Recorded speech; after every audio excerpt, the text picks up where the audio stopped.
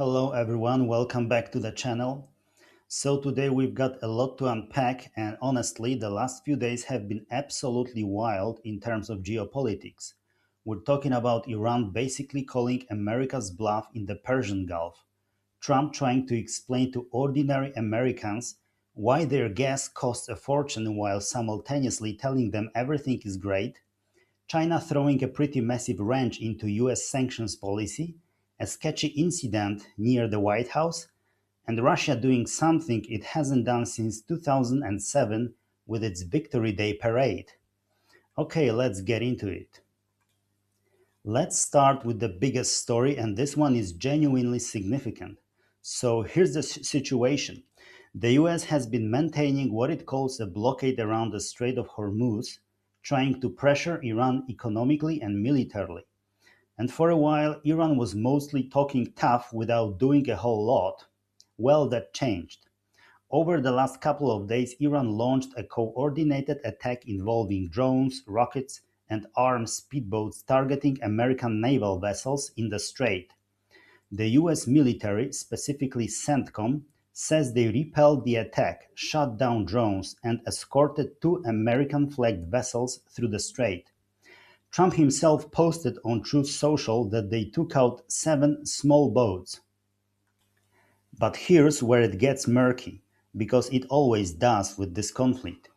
Iran released drone footage claiming that among those seven boats, two were actually small civilian cargo ships traveling from Oman to Iran. They say those were the vessels the Americans hit. The US hasn't officially responded to that claim, but independent ship tracking analysts noticed that at least one vessel that was moving through that area simply stopped, sitting at zero speed in the middle of the strait, which is not a great sign for whoever was on board. Now, separately, and this is a big deal, Iran also struck the UAE. Specifically, drones hit an oil complex and port in Fujairah. And if you're wondering why Fujairah matters, it's because it's the only major UAE oil terminal on the outside of the Gulf, meaning it's the one route the Emirates could theoretically use to bypass any Iranian blockade. So hitting Fujairah wasn't random. It was a very deliberate strategic message. Three Indian nationals working at the facility were injured in the fire that broke out, and the damage was significant enough that commercial flights into Dubai were briefly diverted. Missile alerts went out to residents' phones across Dubai and Abu Dhabi. The last time that happened was before the ceasefire in early April. Now, here's where it gets really interesting. Did Iran actually do it? Officially, they say no. The IRGC flatly denied carrying out any missile or drone operations against the UAE. The Iranian Foreign Ministry took a slightly different angle, though. Rather than denying everything outright, they said Iran was only targeting American military assets and that the UAE brought this on itself by hosting US bases, which is a pretty telling distinction. It's less, we didn't fire anything, and more, don't blame us, blame your American house guests. And then the plot thickens further. Iran's own president, Pezeshkian, was reportedly furious at IRGC commander Ahmad Vahidi, describing the strikes as completely irresponsible and carried out without the government's knowledge or authorization. So what you're potentially looking at here is the Revolutionary Guard acting independently, without the civilian government sign off. That's a massive detail because it suggests there's a real split inside Iran between the people trying to negotiate a deal and the people who just want to fight. And that split could make this conflict significantly harder to resolve, because even if Iran's diplomats are sitting at a table talking, the IRGC might be out in the Gulf doing whatever it wants. And by the way, the attacks didn't stop. The UAE reported incoming Iranian missiles and drones for a second consecutive day on Tuesday. So this is no longer a one-off incident, it's becoming a pattern. The UAE condemned all of this in the strongest terms, reserved the right to respond, and Israel's former Prime Minister Naftali Bennett called it a declaration of war against US allies in the region. Senator Lindsey Graham, never one to miss an opportunity, called for a big, strong, painful, and short attack on Iran in response. Now, Trump's response to all of this? He called it a mini war and a small detour that's working very well. He also didn't confirm that Iran violated the ceasefire, and there's a very specific political reason for that, which is that if he officially declares the ceasefire broken, he has to go to Congress for authorization to continue the war, and he probably won't get it. Defense Secretary Hexet said as of Tuesday that the ceasefire certainly holds, while simultaneously warning the military is ready to restart operations at any moment. So the ceasefire both holds and doesn't hold, depending on which sentence you're reading. Most analysts, and honestly I tend to agree, think we're heading toward what you might call a slow burn conflict. Sporadic clashes in the Gulf, ongoing pressure, but no decisive outcome in either direction. Which, by the way, is exactly what Iran wants. They have time, Trump doesn't. Okay, so from the Gulf, let's swing back to Washington because while all of this is happening militarily, Trump is also having a really rough time trying to convince Americans that everything on the home front is fine, but in reality, it's not going great.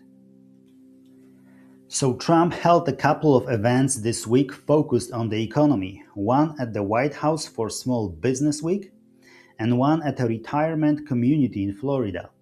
And in both cases, the stated goal was to talk about economic wins and reassure Americans that yes, costs are going down and life is getting better.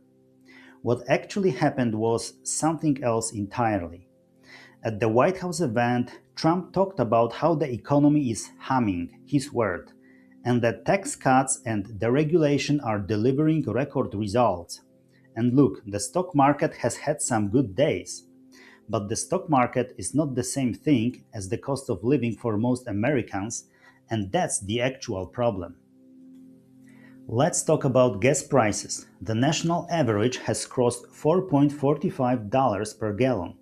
Diesel is over $5.64. Compared to this time last year, that's over $1 more for regular gas and over $2 more for diesel. And diesel matters a lot because when it costs more to move stuff around the country, everything in the grocery store gets more expensive too. It's pretty basic economics. And Trump's response to this? He called it a transitional period, which is a phrase that sounds reassuring until you realize it's been a transitional period for several months now, and the transition seems to be going in one direction, more expensive. He also defended the mass layoffs of federal workers and genuinely claimed that many of those workers are now grateful to him because they found better paying jobs in the private sector. Some of them apparently told him so personally. I'll let you decide how credible that is. Then, in Florida, things got even more abstract. Instead of laying out a coherent economic plan, he criticized the sound system, made some xenophobic comments about the Somali community, mocked a transgender weightlifter, and brought a reality TV host on stage. I'm not editorializing here, that's just what happened at an event billed as an economic policy speech. Here's the bigger political picture though. Republicans actually came to Trump asking him to focus on kitchen table issues. Cost of living, grocery prices, energy costs. These are the exact things Trump hammered Biden on during the 2024 campaign, and it worked. People voted for him partly because of those issues. Now, those same issues are getting worse on his watch, and his answer is to talk about renovating the reflecting pool on the National Mall. The midterms are coming. Republican strategists know this.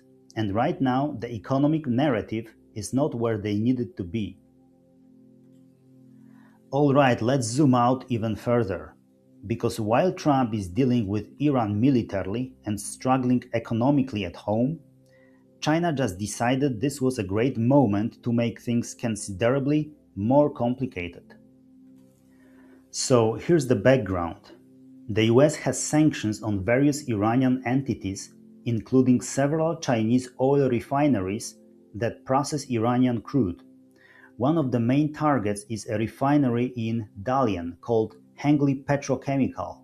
The US slapped sanctions on them last month. What was China's response? The government issued an official directive telling Chinese companies to not comply with American sanctions. And not just that, they made non compliance essentially a legal requirement. Under Chinese law, if a foreign government tries to impose its rules on companies operating in China, that's now treated as a criminal violation of Chinese sovereignty. Companies can actually be penalized for following American sanctions. American financial media is calling this an unprecedented act of defiance. And honestly, from the perspective of how the global financial system usually works, it kind of is. Because for years, even Chinese companies that privately disagreed with US sanctions would quietly comply. Because the alternative meant getting cut off from the dollar based financial system and international banking. The US had enormous leverage through that mechanism. But China has been slowly building workarounds. Transactions in yuan, alternative banking relationships, the so-called teapot refineries. These are small independent Chinese refineries with zero exposure to Western financial systems. They just buy cheap sanctioned oil from Iran, Russia, Venezuela, process it, and sell the products domestically. There's nothing to sanction. They don't have foreign assets. They don't use dollar transactions. They're basically sanction proof by design. Now Beijing is formalizing and expanding this resistance. Why now? Well, there's a Trump Xi summit reportedly about 10 days away, and China sending this signal right before that meeting is itself a message. We have leverage too, and we're willing to use it. It's also worth noting that China has other economic tools it's been deploying: rare earth export controls, blocking American tech acquisitions. They just blocked a $2 billion Meta deal to buy an AR startup, and general economic pressure points. If the US responds by extending secondary sanctions to major Chinese state banks or large state enterprises, Beijing has signaled it will retaliate hard. And unlike Iran, China actually has the economic weight to cause serious damage. We're talking about a country that supplies a huge portion of the components in American electronics, pharmaceuticals, and industrial goods. The US is simultaneously asking China to pressure Iran into reopening the strait while sanctioning Chinese companies for buying Iranian oil. You can see how those two positions are a little bit in tension with each other.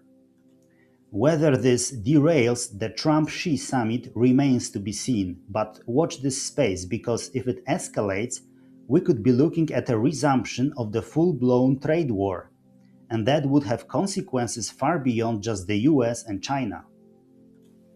Okay, switching gears for a second, because while all of this international drama is unfolding, there was a genuinely strange and still not fully explained incident right in Washington, D.C. So this one has developed quite a bit since it first broke, though it's still not fully resolved. Vice President J.D. Vance's motorcade was moving through the area near the Washington Monument when plainclothes Secret Service agents on the street spotted a man they described as acting suspiciously. They approached him. He pulled a weapon and started shooting. They returned fire. He was wounded and taken to hospital. A teenage bystander was also hit, though investigators believe he was shot by the suspect, not by Secret Service. The teen has since been released from hospital. The suspect has now been identified as 45-year-old Michael Marks from Texas. He had no obvious connection to Washington, and as of right now his motive is still unknown. Authorities are going through his phone, executing search warrants, digging through his digital footprint, trying to figure out why a guy from Texas showed up near the White House with a gun. He's expected to be charged with an assault on a federal officer, among other things. Secret Service confirmed there's no indication he was specifically targeting Vance's motorcade. The timing appears to have been coincidental. Whether he had any broader political target in mind is still under investigation. But here's the context that makes this genuinely alarming. This is the second major security incident in Washington in less than 2 weeks. Just days before this, a man named Cole Thomas Allen showed up at the venue of the White House Correspondents' Dinner armed with guns and knives, opened fire, shot a Secret Service agent, who thankfully was wearing body armor, and has since been charged with attempting to assassinate the president. Two serious armed incidents in the space of 2 weeks in the heart of Washington, D.C. Whatever Marx's motive turns out to be, that broader pattern is not something the Secret Service or anyone else can just shrug off. Now let's head over to Eastern Europe, because Russia and Ukraine both announced ceasefires this week, on different days, which tells you pretty much everything you need to know about how sincere those ceasefires are. So, May 9th is Victory Day in Russia, the massive annual celebration of the Soviet Union's victory over Nazi Germany in World War II. It's a huge deal for Putin politically. There's always a military parade on Red Square, tanks rolling through Moscow, the whole spectacle. Putin apparently wanted a ceasefire for the 8th and 9th of May, so the parade could go ahead without any interruptions. He asked Trump to ask Ukraine to agree to it. Ukraine's Zelensky responded by announcing his own unilateral ceasefire starting May 5th, but with a condition. If Russia keeps shooting, Ukraine keeps shooting back. Why May 5th? Nobody's quite sure. But Zelensky's message was clear: we'll stop if you stop, but we're not doing this on your schedule, and we're definitely not giving you a propaganda gift by going quiet specifically for your parade. And now here's the part that's genuinely remarkable. Russia announced that for the first time since 2007, there will be no heavy military equipment at the Red Square parade. No tanks, no missile launchers, no armored vehicles rolling through Moscow. The official explanation is security concerns, specifically the threat of Ukrainian drones. Zelensky basically said what everyone is thinking. If Russia can't put tanks on Red Square without worrying about drones, that says something about the state of Russian air defense over its own capital. He called it revealing. And honestly, it is. Moscow is 500 kilometers from the Ukrainian border. Ukraine is now routinely hitting targets deep inside Russia, including refineries, infrastructure, and just last week, a residential high-rise in an upscale Moscow neighborhood got hit. No casualties, but still. Russia is reportedly pulling additional air defense systems into Moscow from other regions to protect the capital. They're also reportedly blocking satellite internet and even SMS services in Moscow between May 5th and 9th. Presumably to prevent any remotely detonated devices. So to recap, Russia's Grand Victory Day parade, which is normally a massive display of military might, will have no military hardware, a city on partial communications lockdown, and beefed up air defenses. It's still supposed to convey strength and confidence. Whether it actually does is another question. Meanwhile, Ukraine's drone and missile attacks on Russian refineries are becoming a regular occurrence, which is quietly undermining Russian oil revenues that were partly recovering because Trump eased some sanctions on Russia. So, in a roundabout way, Ukraine is disrupting Trump's oil price strategy, which is awkward for everyone involved. Alright, let's bring it all together, because there are some clear threads running through all of these stories. What we're seeing is essentially a world where American leverage, military, economic, diplomatic, is being tested on multiple fronts simultaneously. Iran is testing it in the Gulf. China is testing it through sanctions defiance. Ukraine is complicating Trump's attempts to manage oil prices.